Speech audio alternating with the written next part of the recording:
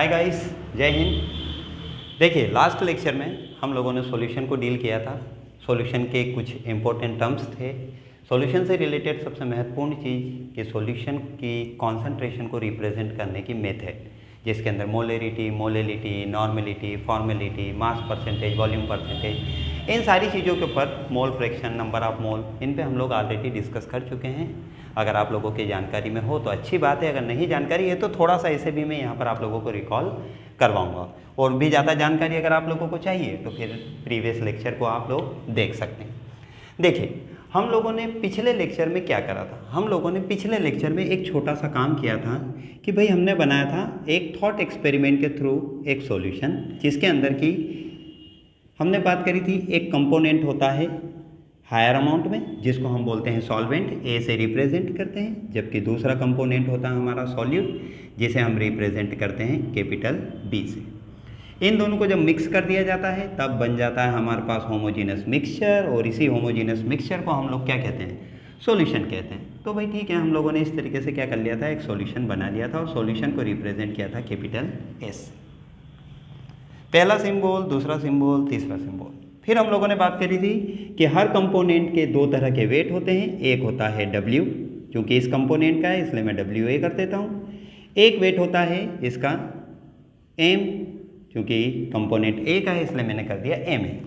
WA जो है वो क्वांटिटी वाले वेट को रिप्रेजेंट करता है, जो वेट आप क्या करते हैं, खुद तोलते हैं, जबकि MA रिप्रेजेंट करता है उसके ऐसे वेट को जो कि आप उसके मॉलिक्यूलर फार्मूले को देख के निकालते हैं। यह दोनों वेट हमें हर कंपोनेंट या हर कंपाउंड के बारे में पता होता है। जब इन दोनों वेट का हम रेशो ले लेते हैं तो इसी से निकल के जो क्वांटिटी आती है उसे हम बोलते हैं नंबर ऑफ मोल N। ठीक है, चूंकि A की है इस कारण हम लिख देते हैं यहाँ पे A। तो इस तरह से हमारे पास तीन नई क्वांटिटी आ जाती है। ठीक है, WA, MA और NA। B के लिए भी यही चीज़ अप्लाई होती है। B के भी दो तरह के वेट होंगे भाई, एक W होगा, B का है इसलिए WB, एक होगा उसका फार्मूला वाला मास, ठीक है, MB। इन दोनों का रेशियो अगर निकालते हैं तो जो क्वांटिटी निकलती है वो number of mole of solute. Last lecture में हम लोगों ने दोनों ही कंपोनेंट सॉल्वेंट और सॉल्यूट के नंबर ऑफ मोल को निकालना देखा था, और साथ में यह देखा था कि जब ये दोनों कंपोनेंट इस सॉल्यूशन के अंदर चले जाते हैं तो यहाँ पर दोनों के नंबर ऑफ मोल आ जाते हैं, Na और Nb। जब जब सॉल्यूशन की बात होती है तो सॉल्यूशन में किसी भी एक कंपोनेंट के नंबर ऑफ मोल को रिप्रेजेंट किया जाता है मोल फ्रैक्शन के द्वारा। मोल फ्रैक्शन का मतलब क्या होता है? मोल फ्रैक्शन का मतलब होता है कि भाई देखिए, मोल फ्रैक्शन ऑफ सॉल्वेंट, सॉल्वेंट के नंबर ऑफ मोल कितने हैं टोटल नंबर ऑफ मोल में से, सॉल्वेंट के नंबर ऑफ मोल कितने हैं टोटल नंबर ऑफ मोल में से। तो ये निकल गया क्या, सॉल्वेंट का मोल फ्रैक्शन। और ठीक इसी तरह से सॉल्यूट का मोल फ्रैक्शन किस तरह से निकाला था कि भाई सॉल्यूट का मोल फ्रैक्शन क्या होगा, सॉल्यूट के number of mole which are present पर टोटल नंबर ऑफ मोल, मतलब कि टोटल नंबर ऑफ मोल में सॉल्यूट के नंबर ऑफ मोल कितने प्रेजेंट हैं। इन्हीं 2, 3, 4 क्वांटिटियों के को लेकर हम लोगों ने लास्ट लेक्चर में डील किया था, और आज के लेक्चर में भी इन्हीं 3 से 4 क्वांटिटी की हम लोगों को ज़रूरत पड़ने वाली है। रही बात आज के लेक्चर की, तो आज का लेक्चर बहुत ही इंपॉर्टेंट लेक्चर है, सॉल्यूशन का बहुत ही इंपॉर्टेंट पार्ट है, जिसे हम बोलते हैं राउल्स लॉ। वो चाहे बोर्ड की एग्जामिनेशन हो या कॉम्पिटिटिव एग्जामिनेशन हो, बहुत तरह के क्वेश्चंस पूछे जाते हैं। बोर्ड में तो जनरली पूछे ही जाते हैं, ठीक है, और कॉम्पिटिटिव में जनरली राउल्स लॉ पर बेस्ड न्यूमेरिकल ज़्यादा पूछे जाते हैं। यदि अगर आप इसकी पूरी की पूरी थीम समझ लेते हैं तो फिर चाहे वो न्यूमेरिकल हो या फिर थ्योरेटिकल आंसर हो, दोनों ही आंसर देने में आप लोग सक्षम हो जाएंगे। तो चलिए, टाइम को वेस्ट ना करते हुए थोड़ा सा हम लोग आगे चलते हैं।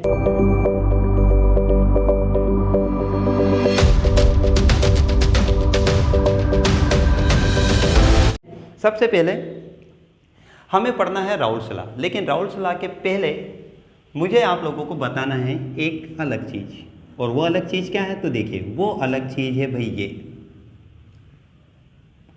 Colligative properties. कॉलिगेटिव प्रॉपर्टीज भाई क्या होती है कॉलिगेटिव प्रॉपर्टीज? तो देखिए, कॉलिगेटिव प्रॉपर्टीज जो होती है वो किसकी होती है, सॉल्यूशन की होती है। क्योंकि हम इस चैप्टर में सॉल्यूशन के बारे में ही बात कर रहे हैं, तो सॉल्यूशन की ऐसी प्रॉपर्टी कैसी प्रॉपर्टी? तो भाई प्रॉपर्टी दो तरह की होती है, एक तो फिजिकल होती है और एक केमिकल होती है। तो याद रखिए कि हम किन प्रॉपर्टीज़ की बात कर रहे हैं। हम बात कर रहे हैं सॉल्यूशन की फिजिकल प्रॉपर्टी। किस प्रॉपर्टी की बात कर रहे हैं? Physical property.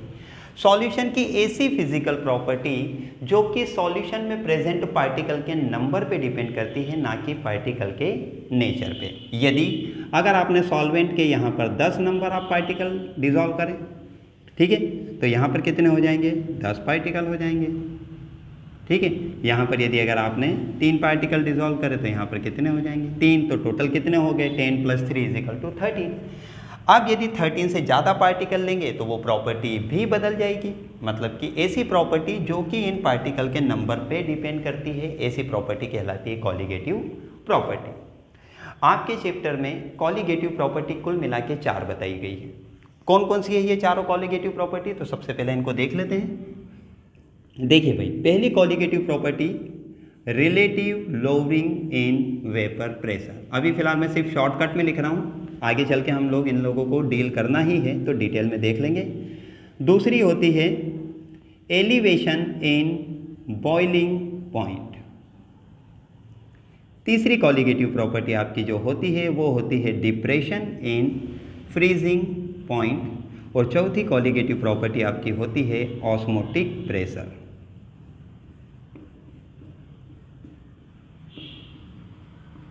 ट्वेल्थ में जनरली एक छोटा सा क्वेश्चन पूछ लिया जाता है कि what do you understand by colligative property, explain with example.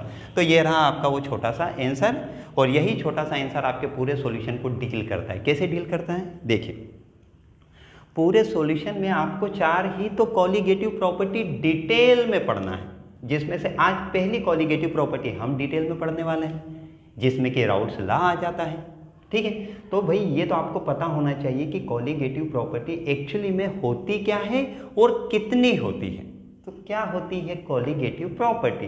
तो सॉल्यूशन की ऐसी फिजिकल प्रॉपर्टी जो कि सॉल्यूशन में प्रेजेंट नंबर ऑफ पार्टिकल पे डिपेंड करती है, ना कि इस बात पे डिपेंड करती है कि पार्टिकल का नेचर क्या है।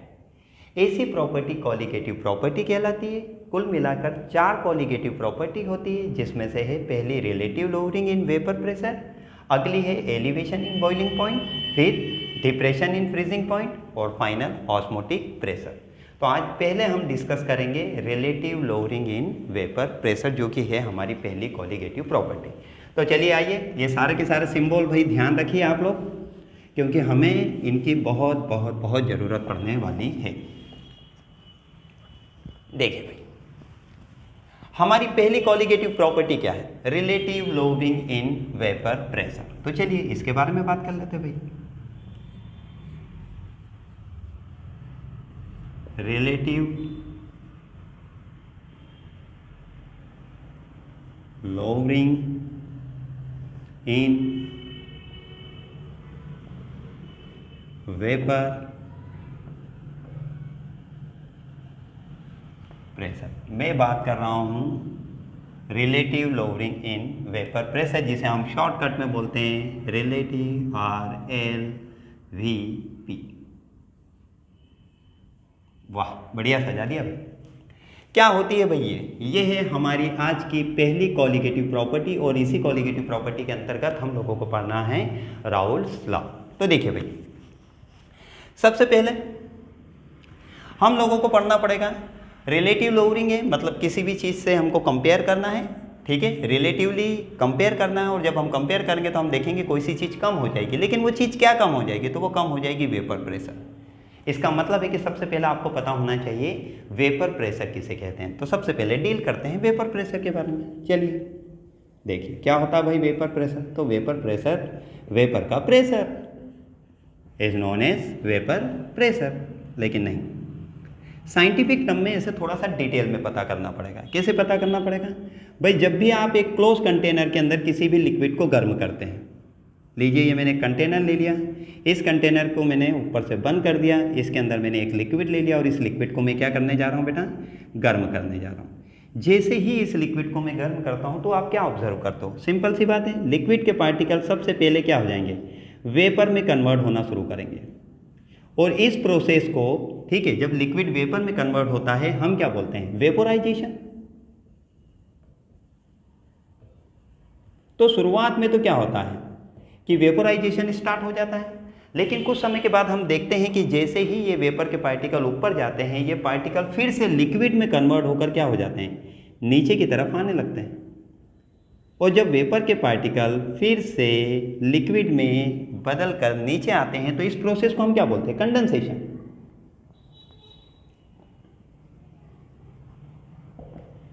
और बस कुछ समय के बाद यही कंडीशन हो जाती है कि वेपोराइजेशन और कंडेंसेशन की स्पीड बराबर हो जाती है। मतलब जितने पार्टिकल वेपर में चेंज होते हैं, ठीक उतने ही पार्टिकल जो है वेपर के वापस काय में चेंज हो जाते हैं, लिक्विड में चेंज हो जाते हैं। इस कंडीशन पर जब स्पीड ऑफ वेपोराइजेशन, या फिर स्पीड को मैं अगर बोलूँ तो रेट ऑफ वेपोराइजेशन और रेट ऑफ कंडेंसेशन जब बराबर हो जाती है, और इस कंडीशन में वेपर के पार्टिकल लिक्विड की सरफेस पे जो प्रेशर एग्जर्ट करते हैं, उसी प्रेशर को हम कहते हैं वेपर प्रेशर। ध्यान रखिए, क्या है वेपर प्रेशर बेटा? जब किसी लिक्विड को एक क्लोज कंटेनर के अंदर बंद किया जाता है तो शुरुआत में लिक्विड के पार्टिकल वेपर में चेंज होते हैं, मतलब शुरुआत में वेपोराइजेशन होता है। कुछ समय के बाद क्या हो जाता है, वेपर के पार्टिकल फिर लिक्विड में कन्वर्ट होकर नीचे आने लग जाते हैं, जिसे हम बोलते हैं कंडेंसेशन। तो ऐसी कंडीशन जब वेपोराइजेशन और कंडेंसेशन दोनों की स्पीड बराबर हो जाती है, तब वेपर के पार्टिकल के द्वारा लिक्विड की सरफेस पे जो प्रेशर एक्सर्ट किया जाता है, जो प्रेशर डाला जाता है, उसी प्रेशर को हम उस लिक्विड का कहते हैं vapour pressure. And as usual pressure को हमेशा काय से रिप्रेजेंट किया जाता है, किस लेटर से, P से रिप्रेजेंट किया जाता है। तो हम भी यहाँ पर लिख देते हैं कि vapour pressure is represented by P। तो सबसे पहले तो आप लोगों को वेपर प्रेशर का मतलब समझ में आ गया है कि एग्जैक्टली वेपर प्रेशर क्या होता है। वेपर प्रेशर वेपर का ही प्रेशर होता है, बट उसे डिफाइन करने का तरीका थोड़ा सा अलग हो जाता है। अब देखिए, इसी वेपर प्रेशर को लेके हमारे राउल्ट भाई साहब ने क्या ला दिया और किस तरह से वो पूरा की पूरा हम लोगों को एक मैथमेटिकल डेरिवेशन के फॉर्म में आ गया है। चलिए, अगर ये समझ में आ गया तो आपको वो भी समझ में आ जाएगा। इसके लिए आप लोगों को क्या करना है, इसके लिए आप लोगों को एक काम करना है, आपको समझना पड़ेगा दो वर्ड। कौन कौन से भाई? देखिए, जो भी सब्सटेंस होते हैं, ये सब्सटेंस दो तरह के होते हैं। एक तो ऐसे सब्सटेंस होते हैं जिनको गर्म करने पर काय में चेंज हो जाते हैं, वेपर में चेंज हो जाते हैं, ठीक है। लिक्विड काय में चेंज हो जाता है, वेपर में चेंज हो जाता है, ठीक है। ऐसे सब्सटेंस को हम लोग बोलते हैं वोलेटाइल सब्सटेंस। वोलेटाइल क्या बोलते हैं? वोलेटाइल। और ऐसे सब्सटेंस जिसको गर्म करने पर उसके लिक्विड वेपर में चेंज नहीं होती है, ऐसे सब्सटेंस को हम बोलते हैं क्या? Non volatile substance. अब आप सोचेंगे कि भाई यहाँ पर अचानक से मैंने वोलेटाइल और नॉन वोलेटाइल आपको क्यों बताया? क्योंकि यहाँ पर ध्यान दे लीजिए, अपने दिमाग में फिट कर लीजिए कि राउल्ट्स लॉ हमें दो कंडीशन में पढ़ना है। एक तो राउल्ट्स लॉ हमें वोलेटाइल सब्सटेंस के लिए पढ़ना है, और एक राउल्ट्स लॉ हमको पढ़ना है नॉन वोलेटाइल सब्सटेंस के बारे में। अब राउल्ट्स लॉ क्या है, पहले उसे डील करेंगे, फिर हम डील करेंगे राउल्ट्स लॉ को वोलेटाइल सब्सटेंस के लिए, और फिर हम डील करेंगे Raoult's law non volatile substance के लिए। सबसे पहले हम लोगों को प्रिपेयर करना पड़ेगा सॉल्यूशन। हर बार की तरह वही थॉट एक्सपेरिमेंट। सबसे पहले अपन हेडिंग लिख देते हैं कि आज हम पढ़ क्या रहे हैं भाई। तो हम लोग पढ़ रहे हैं राउल्ट्स लॉ। तो सबसे पहले हम बनाएंगे हमारा एक नॉर्मल सा सॉल्यूशन। तो चलिए प्रिपेयर कर लेते हैं भाई। देखिए, ये है हमारा सॉल्वेंट, और इस सॉल्वेंट के पार्टिकल ले लेता हूं मैं 8 पार्टिकल। कितने पार्टिकल ले लिए मैंने? 8। इस सॉल्वेंट के अंदर हम लोग डिसॉल्व कर देते हैं हमारा सॉल्यूट, और सॉल्यूट के पार्टिकल में ले लेता हूं 4। जैसे ही सॉल्यूट के पार्टिकल को डिसॉल्व करूंगा, फाइनली मेरे पास बन जाता है एक सॉल्यूशन। ये जो डायग्राम है बेटा, ये डायग्राम आप लोगों के लिए इसलिए बहुत ज़्यादा इंपॉर्टेंट है क्योंकि इस डायग्राम के सहारे आप लोगों को ये चीज़ समझने में बहुत ज़्यादा आसानी हो जाएगी। ये तो खैर आप लोगों को भी पता चल जाएगा कैसे, देखते हैं।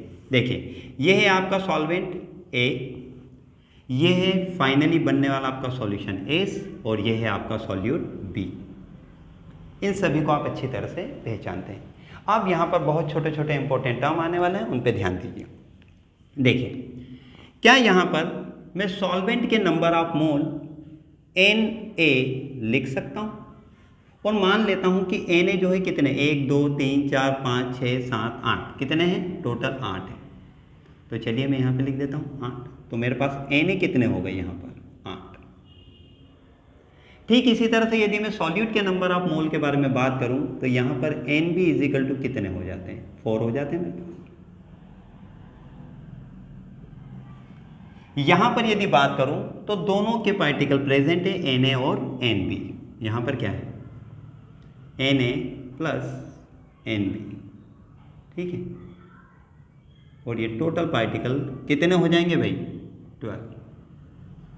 चलिए, ये तो बहुत नॉर्मल सी चीज़ है जो आप लोगों को समझ में आ गई। अब हम लोगों को करना क्या है, या हम लोगों को करना है, या हमारे राउल्ट भाई साहब ने क्या किया, इस पे ध्यान दीजिए। देखिए, सबसे पहले उन्होंने क्या किया, सॉल्यूशन को बनाने से पहले, मतलब सॉल्यूट को डिसॉल्व करने से पहले, इस सॉल्वेंट को लिया, इसे गर्म किया और निकाल लिया इसका वेपर प्रेशर। वेपर प्रेशर मतलब कि क्या निकाल लिया, P किसका था भाई, सॉल्वेंट का, ठीक है।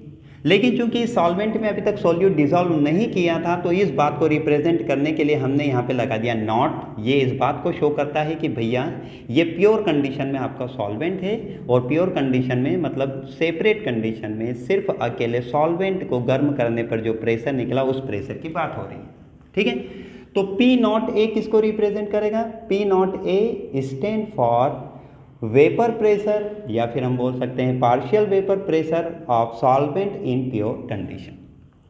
चूंकि इसके नंबर ऑफ मोल A है तो हम मान लेते हैं कि भैया 8 पार्टिकल ऊपर उठे, और ये 8 पार्टिकल ने क्या करा, 8 पार्टिकल के बराबर प्रेशर लगा दिया, तो इसका P नॉट ए कितना आ गया बेटा, 8 आ गया, ठीक है। यह हमारे पास आई पहली कंडीशन। यह हमारा वोलेटाइल सब्सटेंस है। ठीक इसी तरह से हमारा सॉल्यूट जो है वो भी कैसा है, वोलेटाइल सब्सटेंस है, तो इसका प्रेशर भी इसी तरह से सेपरेटली डिसॉल्व करने के पहले निकाला गया। तो इसका वेपर प्रेशर कितना निकलेगा, PV या P नॉट बी, क्योंकि प्योर कंडीशन में ये भी डिसॉल्व करने के पहले, और P नॉट बी अगर निकालेंगे तो कितना निकलता है, 4 निकलता है। चलिए, तो दूसरी क्वांटिटी आपको समझ में आ गई। देखिए भाई, ये सिंबल मैंने पहले भी आप लोगों को बताया है बेटा कि सिंबल बहुत बड़ा रोल प्ले करेंगे हमारी इस पूरी यूनिट को समझने में, इसलिए इन सिंबल का ध्यान रखें। अलग अलग किताबों में ये सिंबल अलग अलग तरह से बताए गए हैं। यदि इन सिंबल के सहारे आप पूरी यूनिट समझ जाते हैं तो किताबों में यदि सिंबल बदल भी दिए जाते हैं तब आपको पूरा की पूरा चैप्टर समझने में आसानी होगी। कई किताबों में A और B की जगह पे 1 और 2 लिखा है, तो आप इजीली रिलेट कर पाएंगे, ठीक है। तो अभी तो फिलहाल हम इस चीज़ को समझते हैं। अब हम यहाँ पर बात करते हैं कि भैया हमारे सॉल्यूशन को जब इन दोनों को मिक्स कर दिया, और मिक्स करने के बाद सॉल्यूशन को गर्म करके राउल्ट ने इसका प्रेशर निकाला, तो क्या निकला भाई, PS।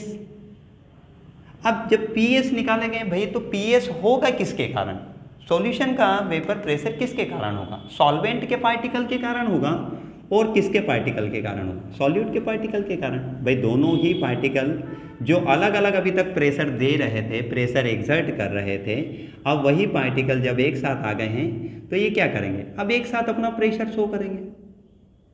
तो यहाँ पर जो PS जो होगा वो क्या होगा, यहाँ पर जो PS जो होगा वो दोनों का प्रेशर के बराबर होगा, PB और PA के सम के बराबर। कितनी छोटी सी बात है, ठीक है। आप बोलोगे सर इतनी छोटी सी बात समझाने के लिए इतना बड़ा डायग्राम बना दिया, लेकिन जरा ध्यान से देखो बेटा, इस P नॉट ए और यहाँ के PA में क्या डिफरेंस है। यहाँ पर मैंने वेपर प्रेशर ऑफ सॉल्वेंट लिखा है, लेकिन यहाँ पर नॉट नहीं लगाया है। नॉट का मतलब होता है प्योर कंडीशन में, घोलने के पहले, और यहाँ पर नॉट नहीं लगाया, इसका मतलब है कि अब ये घुल चुका है, मतलब सॉल्यूशन के अंदर की बात चल रही है। तो PA stand for vapour pressure of solvent in solution and PB stand for vapour pressure of solute in solution. आती है बात समझ, ठीक है। अब यदि अगर हम इसका टोटल प्रेशर निकालेंगे तो प्रेशर कितना निकल जाएगा, 12। देखिए अभी तक राउल्ट्स लॉ नहीं आया है, अभी सिर्फ राउल्ट ने जो एक्सपेरिमेंट परफॉर्म किया था मैं सिर्फ उस एक्सपेरिमेंट की बात कर रहा हूँ, और ये एक्सपेरिमेंट आपको एग्जाम में नहीं आने वाला है, डोंट वरी। आपको डायरेक्ट आता है राउल्ट्स लॉ। आपके लिए ज़रूरी है वो कॉन्सेप्ट जो कि इसके थ्रू आपके समझ में आना चाहिए। तो देखिए कॉन्सेप्ट क्या बना। राउल्ट ने देखा कि भाई यहाँ पर ये दो लोग सॉल्वेंट और सॉल्यूट, ये दोनों लोग मिलकर क्या कर रहे हैं, प्रेशर एक्सर्ट कर रहे हैं। तो भाई किसका ये जो टोटल प्रेशर है, इस प्रेशर में किसके प्रेशर का ज़्यादा पार्ट है, सॉल्वेंट के पार्टिकल का या सॉल्यूट के। तो उन्होंने देखा कि भाई ऑफकोर्स सॉल्वेंट के पार्टिकल का ज़्यादा प्रेशर है, इस टोटल प्रेशर में सॉल्वेंट के पार्टिकल का ज़्यादा कंट्रीब्यूशन है, ठीक है, बजाय सॉल्यूट के पार्टिकल के। तो यहाँ से राउल्ट ने देखा कि हाँ यार बात तो सही है, जिसके जितने ज़्यादा पार्टिकल उसका उतना ज़्यादा वेपर प्रेशर। इसका मतलब है कि वेपर प्रेशर जो है वो पार्टिकल के नंबर पे डिपेंड करेगा। तो ये वाली बात तो हम लोगों को ऐसे भी पता है बेटा, अगर ऐसे जनरली भी अगर हम सोच ले तो हमको पता चल जाए कि भाई जितनी ज़्यादा वेपर बनेगी उतना ज़्यादा प्रेशर होगा, ठीक है। तो इसी एक्सपेरिमेंट के बेस पे हमारे राउल्ट भाई साहब ने एक छोटा सा कंक्लूजन निकाला और उन्होंने बोला कि भाई किसी भी कंपोनेंट का वेपर प्रेशर, देखिए किसी भी कंपोनेंट का, क्योंकि अब बात चल रही है सॉल्यूशन की, सॉल्यूशन में किसी भी एक कंपोनेंट का जो वेपर प्रेशर होगा वो डायरेक्टली प्रोपोर्शनल होगा उस कंपोनेंट के मोल फ्रैक्शन के।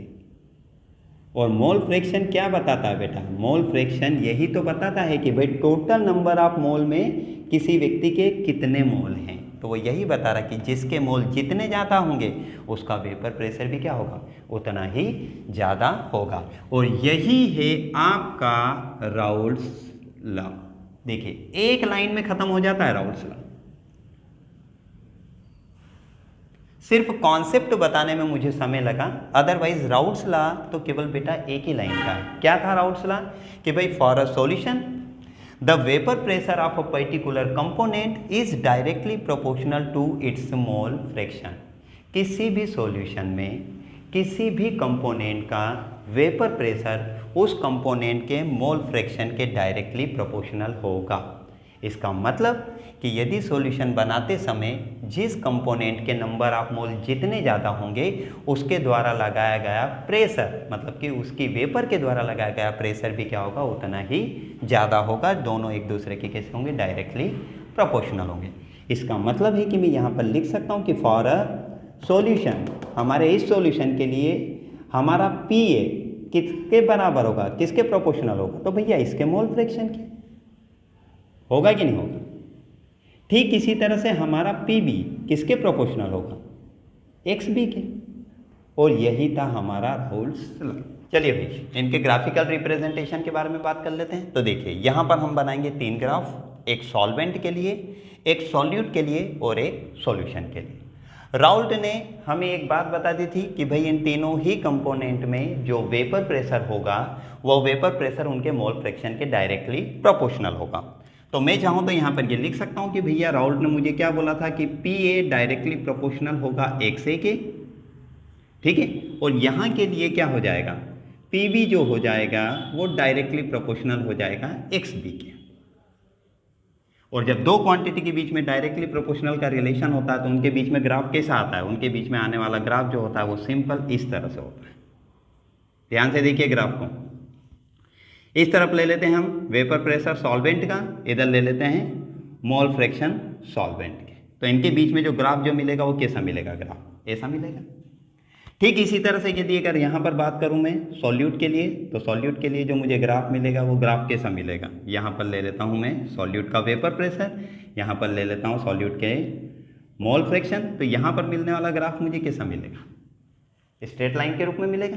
देखिए आपकी बुक में यहाँ पर एक्स ए डायरेक्ट इस तरह से ना लिखकर इस तरह से लिखा है कि भाई एक्स ए की वैल्यू यहाँ पर होती है 0, तो भाई यहाँ पर तो पी ए की वैल्यू भी 0 होती है, ठीक है। ये तो ओरिजन है, एक्स ए 0 होता है और बढ़ते बढ़ते एक्स ए की मैक्सिमम वैल्यू हो जाती है 1।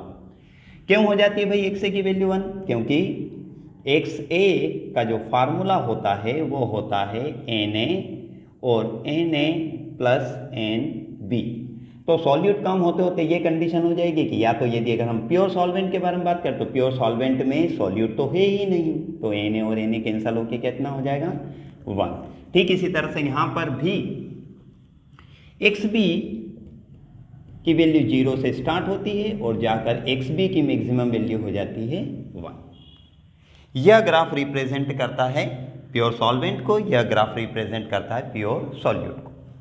जनरली आपकी किताबों के अंदर यह ग्राफ बड़ा बनाया जाता है क्योंकि सॉल्वेंट की क्वांटिटी ज़्यादा होती है, सॉल्वेंट का वेपर प्रेशर भी ज़्यादा होता है, मोल फ्रैक्शन भी ज़्यादा होता है। सॉल्यूट का ग्राफ जनरली छोटा बनाया जाता है।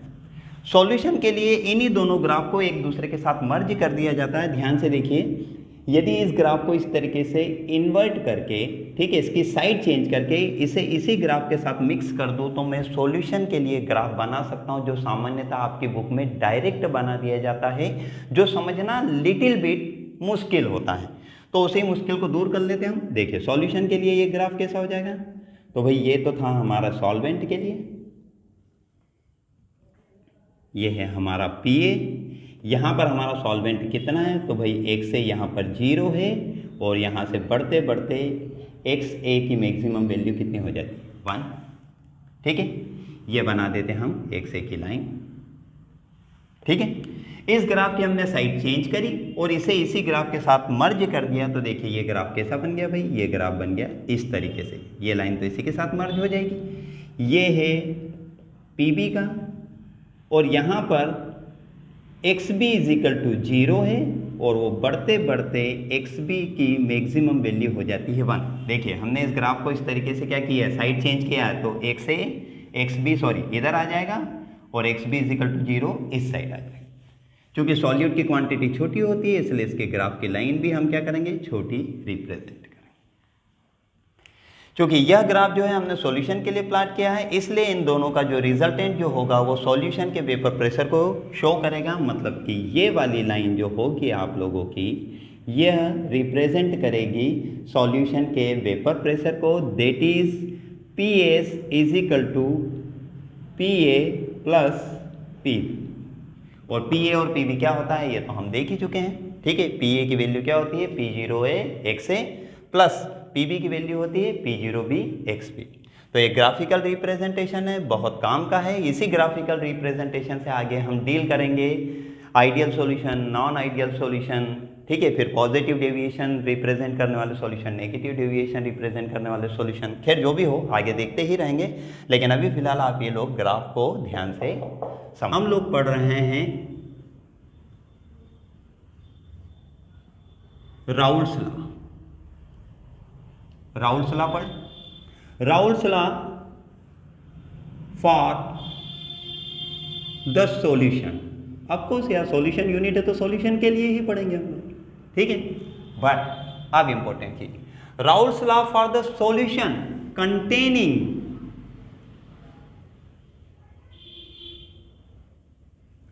जिसके अंदर हमने क्या घोल दिया है, containing volatile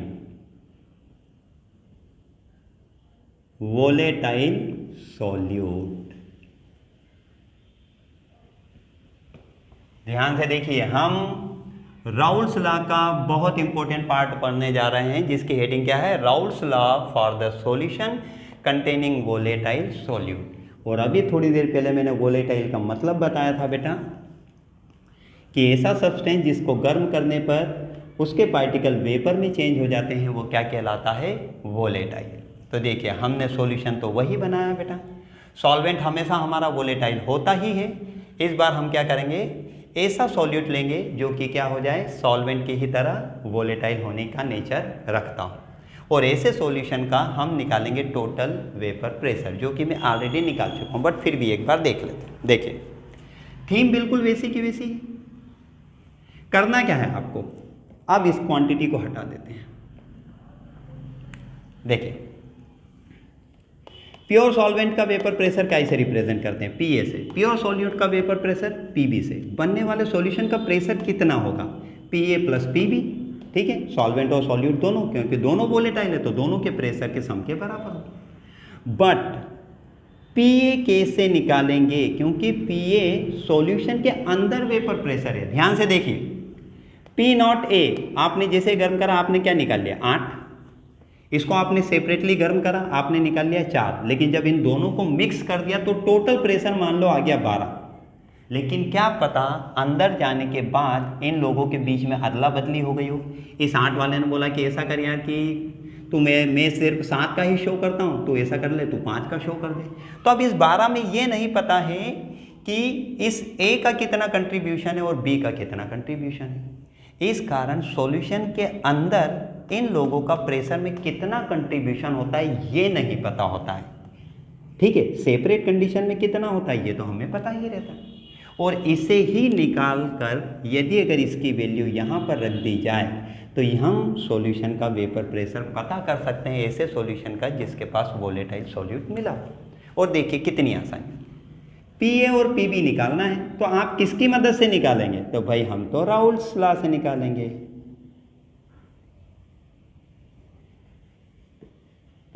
according to Raoult's law क्या होता है भाई? तो देखिए बच्चों वाली चीज़ है, बताइए पी ए क्या होता है? तो पी ए डायरेक्टली प्रोपोर्शनल होता है 1 से के। क्या आपको राउल्ट्स ने वाली बात नहीं बताई? बताइए, राउल्ट ने यही तो बात बताई, इसके अलावा राउल्ट ने बताया क्या? प्रोपोर्शनलिटी का साइन हटाएंगे तो क्या लगेगा? एक कांस्टेंट लगा देते हैं। कोई प्रॉब्लम? ठीक ऐसा कैसा, यदि अगर आपको पी बी निकालना है तो राउल्ट्स लॉ के हिसाब से पी बी किसके प्रोपोर्शनल होगा? एक्स बी के। प्रोपोर्शनलिटी का साइन हटा देते हैं तो क्या लग जाएगा? एक कांस्टेंट।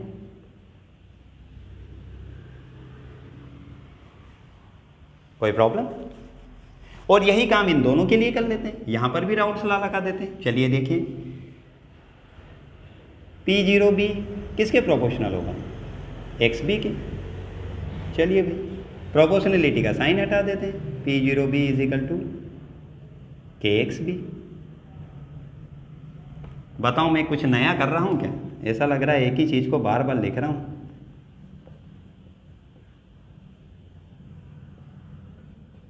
प्रोपोर्शनलिटी का साइन हटेगा, लगेगा एक कांस्टेंट एक्स।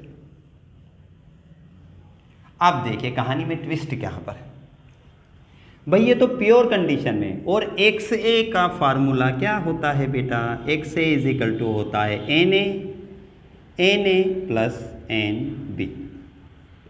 एक्स बी क्या होता है? N B N A plus N B. अब जो व्यक्ति प्योर है तो प्योर का यदि मोल फ्रैक्शन निकालूंगा तो वहां पर तो केवल एक ही नंबर आप मोलोगे, दूसरा तो होगा ही नहीं। और अगर दूसरा नहीं होगा तो ये क्वांटिटी नहीं आएगी, और नहीं आएगी तो एक्स ए की वैल्यू कितनी आ जाएगी? 1। ठीक इसी तरह से यदि बी में बात करो तो यहाँ पर एक्स बी कब लिया जाता है भाई? मोल फ्रैक्शन कब लिया जाता है? जब एक से ज़्यादा कंपोनेंट होते हैं। यहाँ पे तो एक ही कंपोनेंट है, तो यहाँ से एन बी वाली क्वांटिटी तो रहेगी नहीं, और नहीं रहेगी तो एन ए वाली क्वांटिटी रहेगी नहीं, तो एन बी बच जाएगा, और एन बी से एन बी कैंसिल हो जाएगा, तो कितना बच जाएगा? 1। तो क्या मैं लिख सकता हूँ यहाँ पर कि प्योर सॉल्वेंट के लिए एक्स ए 1 होता है, और क्यों होता है यह आप लोगों को पता है। और यहाँ पर एक्स बी कितना हो जाएगा? 1। तो यहाँ से फार्मूला क्या बना? यहाँ से फार्मूला बना K is equal to P zero B. और यहाँ से क्या फार्मूला बना भाई? P zero A is equal to K. देखिएगा इस बी वाले की P zero B is equal to K, P B is equal to K X B.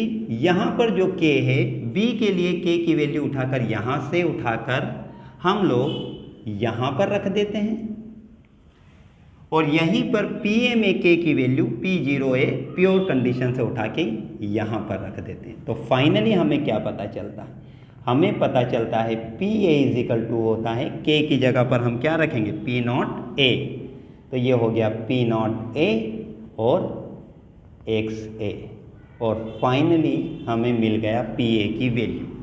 और ठीक इसी तरह से यहाँ पर मिल जाती है हमें पी बी की वैल्यू कि P B is equal to क्या हो जाएगा? P not B X B. इन दोनों वैल्यू को उठाकर यहाँ पर रखते हैं तो हमारे पास प्योर सॉल्यूशन के लिए एक फार्मूला आ जाता है P S is equal to P not,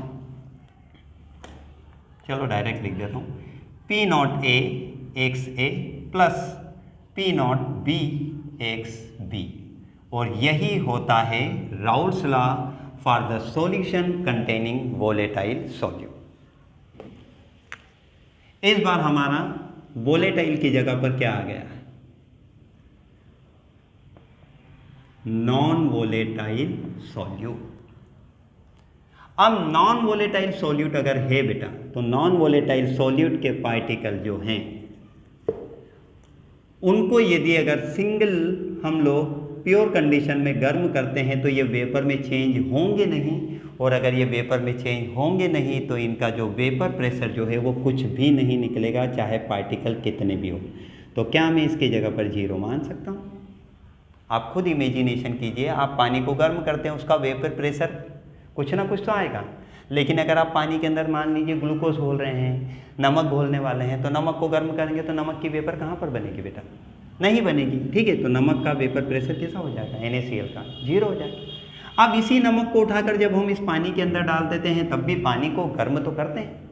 ठीक है, पानी को गर्म करते हैं, लेकिन पानी का जो प्रेशर जो होता है वो वेपर प्रेशर अब केवल एक ही कंपोनेंट के कारण होगा, और वो कंपोनेंट होगा कौन? आपका सॉल्वेंट। देखिए एक छोटा सा एग्जांपल, आप में से जितने भी बच्चे हैं, यदि अगर उन्होंने कभी भी अपने घर में चाय प्रिपेयर करी है, पाएंगे कि जब वो चाय बनाते हैं तो चाय बेटा उबलने लगती है। क्या होती है? उबलने लगती है।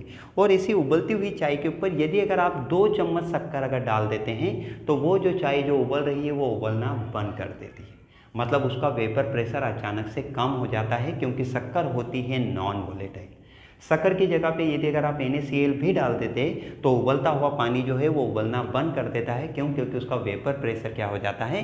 कम हो जाता है, उसकी भाप की ताकत कम हो जाती है, जिसके कारण उसका उबलना बंद हो जाता है। ऐसा ही कुछ यहाँ पर भी होता है। जैसे ही हम नॉन वोलेटाइल सॉल्यूट को वोलेटाइल सॉल्वेंट के अंदर डालते हैं तो इस बार जो सॉल्यूशन का जो वेपर प्रेशर जो होता है, ध्यान से देखिए, इस वेपर प्रेशर को हम क्या एक्सपेक्ट करेंगे कि भाई सॉल्वेंट का 8 था, सॉल्यूट का तो वेपर प्रेशर कुछ भी नहीं है, तो फिर हमारे सॉल्यूशन का वेपर प्रेशर होना चाहिए कितना?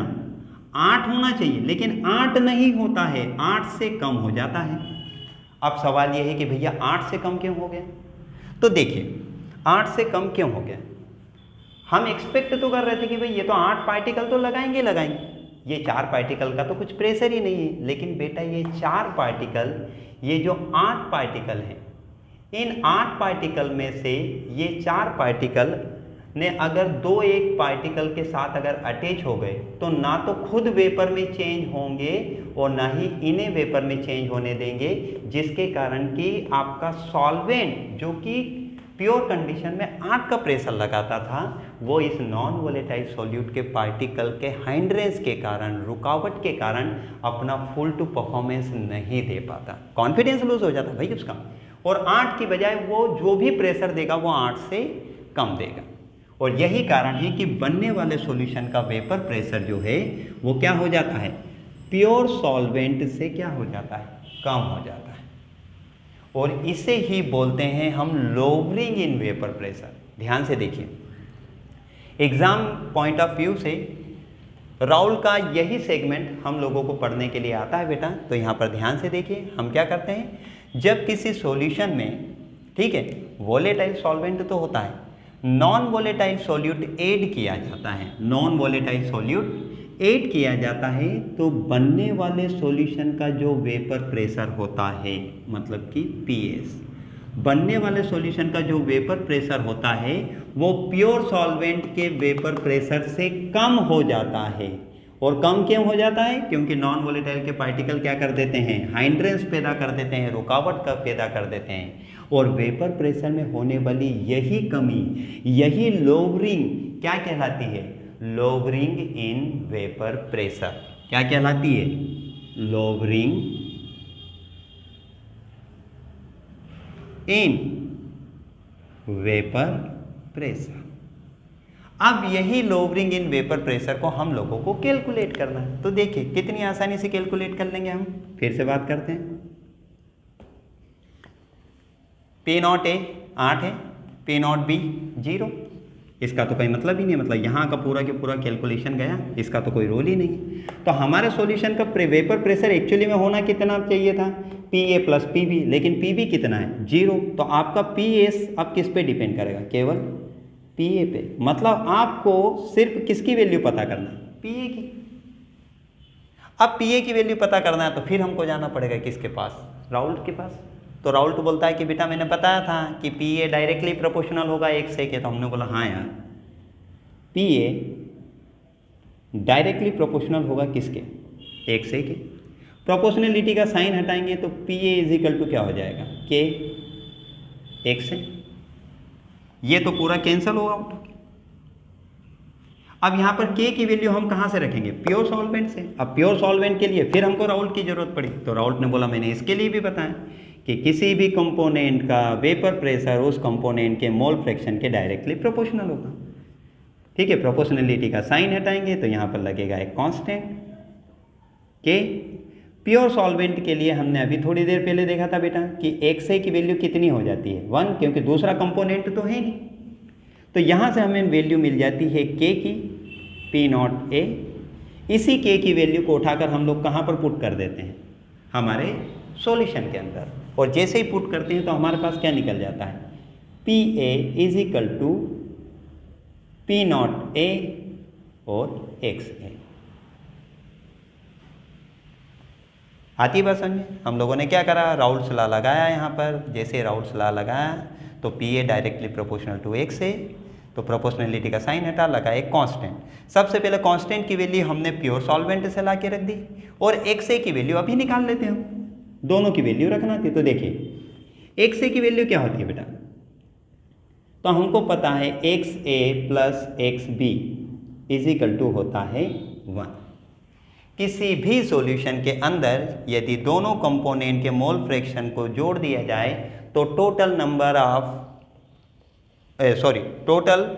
Of mole fraction would be 1। कितना हो जाता है 1। तो यहाँ से निकाल लेते हैं XA की वैल्यू। तो देखिए XA बराबर कितना हो जाएगा, XA is equal to 1, XB उधर जाएगा तो माइनस का हो जाएगा। यही वैल्यू उठा के यहाँ पे रख देते हैं तो क्या हो जाता है हमारे पास, PA is equal to P0A into 1 minus XB। P0A का अंदर मल्टीप्लाई कर देते हैं तो क्या हो जाता है, PA is equal to P0A minus P0A XB। यहीं से निकालेंगे हम लोग XB की वैल्यू। अब क्यों निकालेंगे भाई XB की वैल्यू, क्योंकि इसी XB ने तो परेशानी करी है भाई। XB सॉल्यूट का मोल फ्रैक्शन, सॉल्यूट के मोल फ्रैक्शन मतलब नंबर ऑफ मोल वाले पार्ट के कारण ही तो हमारा वेपर प्रेशर डाउन हुआ है। इसी कारण हम इसी फार्मूले से आगे वैल्यू किसकी निकालेंगे, XB की। और जैसे ही हम जब XB की वैल्यू निकालेंगे तो XB की वैल्यू कितनी हो जाएगी, XB इज इक्वल टू हो जाएगा हम लोगों का P0A minus PA upon P0A।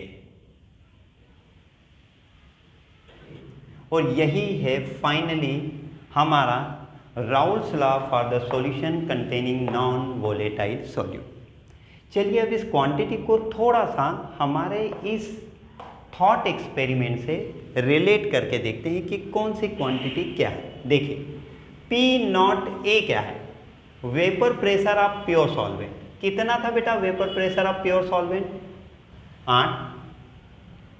यहाँ पर सॉल्यूशन के अंदर जो वेपर प्रेशर निकला 7, वो 7 निकला किसके कारण, इसी सॉल्वेंट के कारण निकला।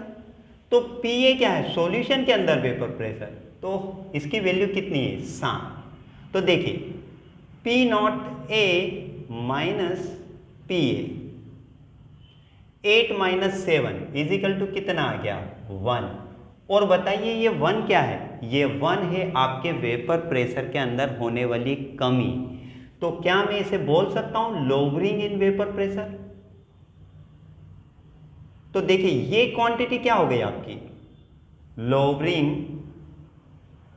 इन वेपर प्रेशर। आप जब लोअरिंग इन वेपर प्रेशर को मैं प्योर सॉल्वेंट के वेपर प्रेशर के रिस्पेक्ट में मेजर करता हूं, मतलब P nought A minus P A को मैं मेज़र करता हूँ प्योर सॉल्वेंट के वेपर प्रेशर के रिस्पेक्ट में, तो यही लोवरिंग इन वेपर प्रेशर कहलाने लग जाती है relative lowering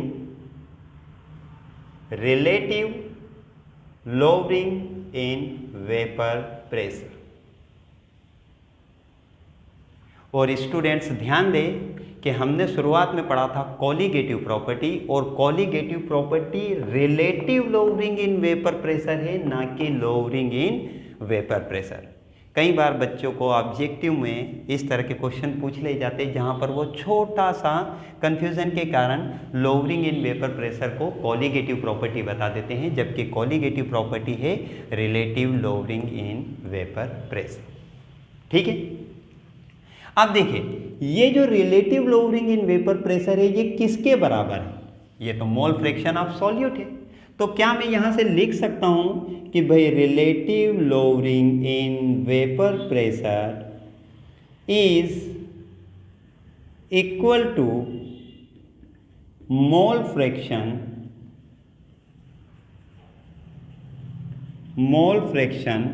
of non volatile solute. आपका सॉल्यूट इस बार कैसा था? Non volatile solute. और यहीं पर आकर हमारी पहली कॉलीगेटिव प्रॉपर्टी खत्म होती है, वो भी राउल्स लॉ के साथ में। जनरली एग्जाम के अंदर राउल्स लॉ का यही सेगमेंट ज़्यादा पूछा जाता है कई किताबों के अंदर। तो इसके पहले वाला सेगमेंट जहाँ पर दोनों कंपोनेंट वोलेटाइल होते हैं वो दिया ही नहीं है, बट मैंने आप लोगों को पढ़ाया इसलिए बेटा कि सिर्फ आधा हिस्सा जानना सही बात नहीं होती है। अगर आप पूरा हिस्सा जानेंगे तो इस आधे हिस्से को डील करना बहुत आसान हो जाएगा, क्योंकि आप उससे कंपेयर कर पाएंगे। खैर जैसा भी हो आशा करता हूँ कि आप लोगों के समझ में ये इतना कि इतना जो भी है, वैसे तो आज थोड़ा सा मैंने ज़्यादा पढ़ा दिया है ना, आप लोगों के समझ में आया होगा। हमारा आज का लेक्चर हर बार ही की तरह आप लोगों के लिए हेल्पफुल रहा होगा। यदि किसी भी प्रकार के कन्फ्यूज़न, किसी भी प्रकार के डाउट्स अगर होते हैं तो हर बार की तरह कमेंट्स बॉक्स खुला है, आपका स्वागत है। आज के लिए फ़िलहाल इतना ही। अगली बार हम डील करेंगे अगली कॉलीगेटिव प्रॉपर्टी से, जिसमें elevation in boiling point, depression in freezing point और ऑस्मोटिक प्रेशर है। टिल देन गुड बाय, स्वस्थ रहिए, खुश रहिए, जय हिंद।